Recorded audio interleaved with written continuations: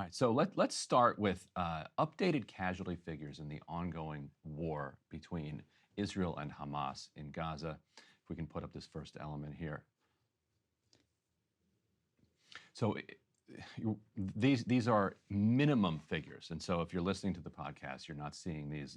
Israelis were up to a minimum of 1,200 killed, 2,700 wounded, absolutely unprecedented casualty figures on the Israeli side. The bulk of those civilians, a significant portion of those civilians, we know at least 260 at the music festival. The number so far, minimum killed in Gaza, 1,050 as of this hour, 5,100 wounded. But the assault on Gaza continues around the clock. And so, these numbers are going to continue to climb.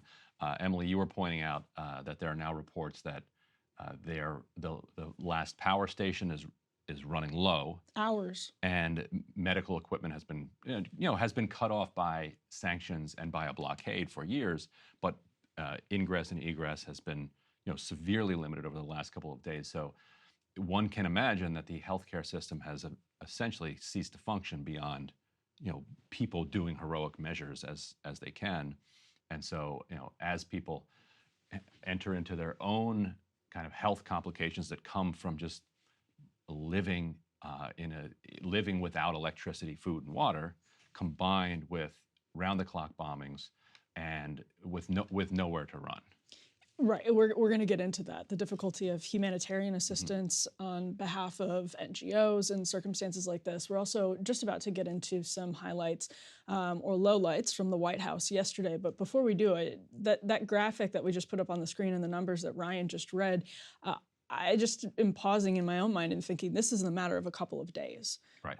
You can go back and this conflict stretches decades into the past, but if you look at the deaths that have happened just in the last couple of days, I mean, it's just a completely staggering figure. And then when you look at, we do have some footage obviously from the warfare yesterday. When you look at the future of this specific conflict, this is going to be urban warfare. In a lot of cases, you're going to have bodies being pulled out of the rubble for days just from what's already happened, and then that's going to go into the future as well. There is no light at the end of this tunnel.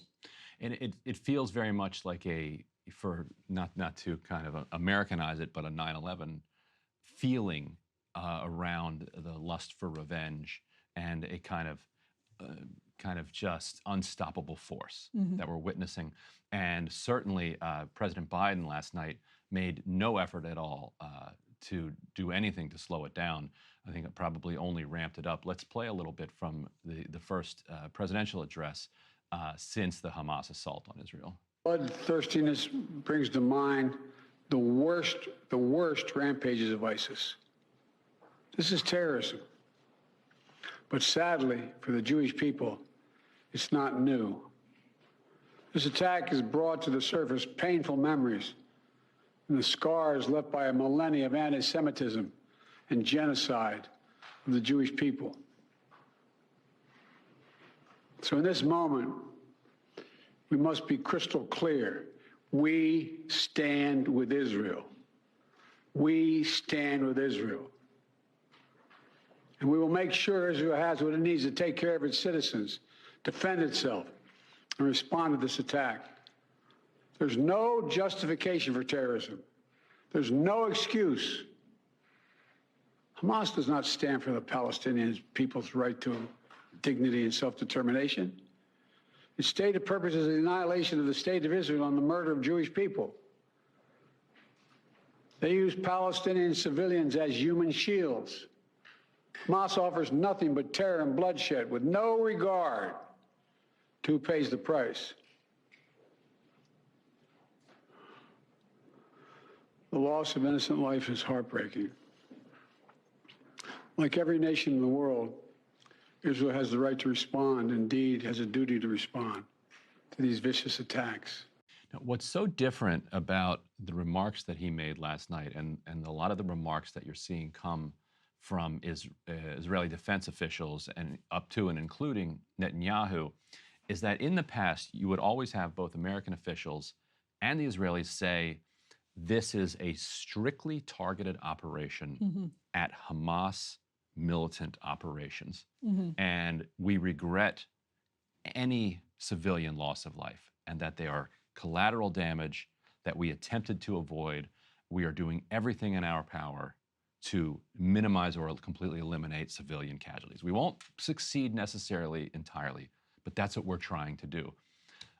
None of that language even, none of that pretense, and we used to think of it as pretense, but we might find out that it wasn't just pretense, that the language actually did have some connection to minimizing civilian casualties. Now, you would still have, in, say, 2021, a couple thousand civilian casualties. But a couple thousand compared to what we may be about to witness might be orders of magnitude different. None of the Israeli defense officials are talking about civilian casualties, or even pretending like they're going to try to minimize casualties here. They're talking about as much widespread damage as possible. The closest Biden came there was saying, civilian casualties. You heard his quote, whatever he said. Civilian casualties are unfortunate. Israel has a right to defend itself. Just kind of pushing right through it in a way. You're like, oh, they're not even suggesting that they're going to try to minimize it here. I have a quote from the New York Times this morning, which says that Israel has given broad warnings for people to leave certain neighborhoods or towns, but has acknowledged they are not as extensive or specific as they have been in the past. And many residents say they have not received them. Gazans say, of course, they have nowhere to go anyway. We are going to get into some of what that actually looks like. We have some clips, we have some video. For now, let's move on to Jake Sullivan, who went into the White House briefing room after Biden's address yesterday and talked about the specifics of somewhere around 20 American hostages. It seems like we still don't have the exact number of American hostages that have been taken, the exact number of American fatalities. This is all fluid, but Sullivan actually addressed that very question just yesterday in the briefing room. We do not know about their condition, and we cannot confirm a precise number of American citizens. We believe that there are 20 or more Americans who at this point are missing. But I want to underscore and stress that does not mean necessarily that there are 20 or more American hostages. Just that is the number who are currently unaccounted for. We will work hour by hour, both to determine whether we can account for any of those Americans or to confirm exactly what the number of Americans are being held hostage. And we will come back to you with that information as soon as we have it. As you know, very sadly and tragically, the number of dead has risen with each passing hour. And that's true of the total number. It's also true of Americans, which has gone up just today from an earlier report this morning of 12, then 13, now 14. In the Free Press this morning, that's Barry Weiss's publication, very pro-Israel, they had a story just this morning talking about how that number, wherever it ends up landing, puts us in a situation potentially not unlike the Iranian hostage crisis of 1979, which had enormous geopolitical ramifications. In fact, it still has enormous geopolitical ripples all the way up to 2023. So that's just, we're talking about this in the kind of broad context of these fatality numbers, as we should be. And Ryan, I looked up the number since 2008, according to the United Nations, 6,400 Palestinian fatalities over 15 years. So 2,000 between Israel and Palestine just in the last day. Right. I mean, this is evolving rapidly, obviously, just an incredible toll. But the point about the hostages specifically, that puts America in a very, very particular conversation about military force, aid, and everything that has to do with potentially extracting hostages. Right, and I think important to notice there is that he said at least 20. Right. Like the number could be significantly higher than that. Right. Like quite significantly higher. The number of people with dual citizenship there is high, and if you have a case of hundreds of hostages, there's a good chance that you've got dozens and dozens and dozens at least of Americans in there. And it does then put into context the question of what kind of all-out assault, because not only are you talking about the 2.1 million Palestinians in Gaza, but now you're talking about risking the lives of the Israeli and American hostages as well. There was a really interesting, and you might have actually sent this in, interview that Jake Tapper did yesterday with a Palestinian American woman who was stuck in Gaza. Did you see this? Yes. Yeah, and so he finishes the interview by saying, you're an American. You should be able to get out. It is unfair. It is wrong that the embassy has not been able to find a way out, because she was saying that she and her family were driving all over Gaza trying to find some place that was safe. They said go to the beach, but then they bombed the beach. They say go to the north, they bombed the north. Go down to the south, and they bombed the south. I was talking to a source of mine from a previous story whose family is in a town below Gaza, south of Gaza City. That town got bombed. Hamas is absolutely nowhere near this town. And so there isn't anywhere to go. And Jake Tapper finishes the interview by saying, hey, the White House has my number.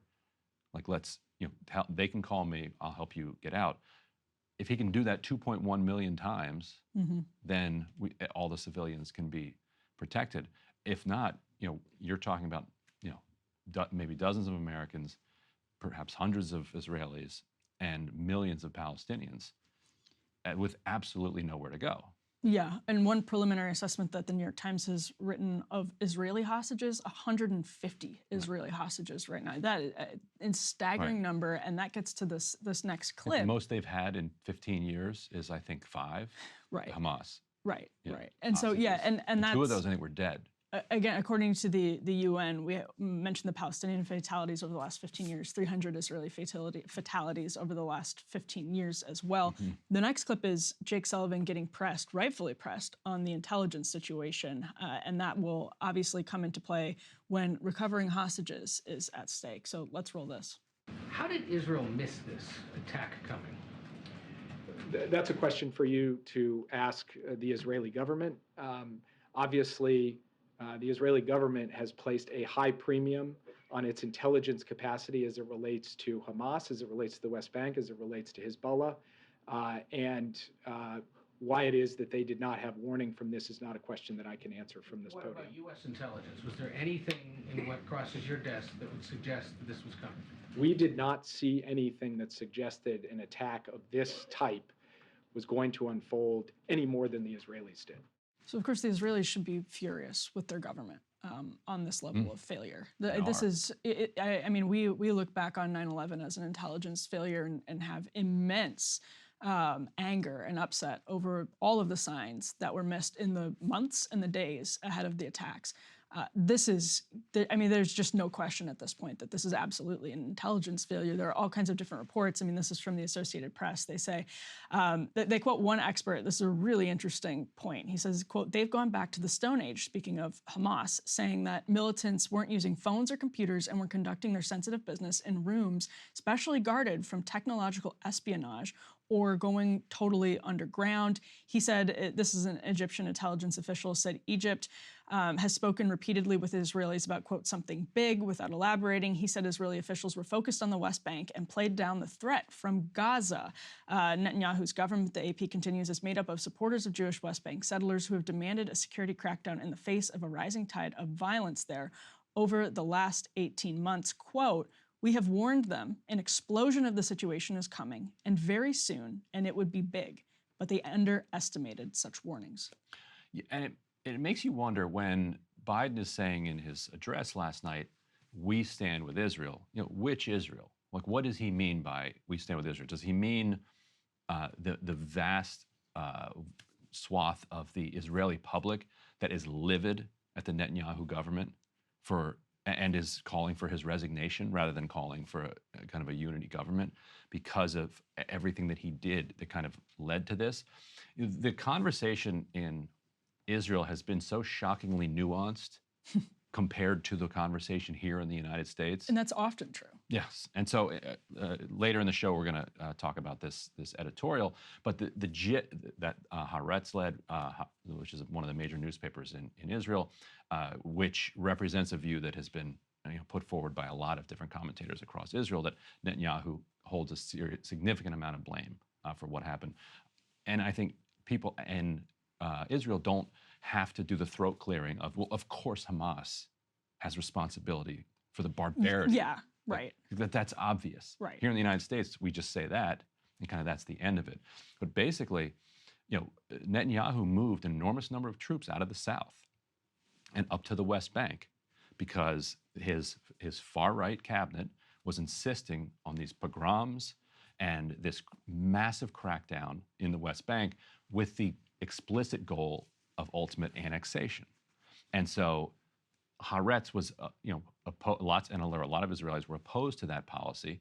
And so to watch them move all the troops out of Gaza and out of the southern region up to the West Bank, and then leave that completely exposed, while also having all of these, far, far right-wing ministers antagonizing Palestinians on a daily basis, you're like, look, this was predictable, and still you drove it and you didn't stop it. That's the context here. This is from the Christian Science Monitor, which reported since the UN started counting deaths in 2006, 2023 has been the deadliest year for Palestinians. 200 have died this year at the hands of Israeli soldiers or settlers in the occupied West Bank.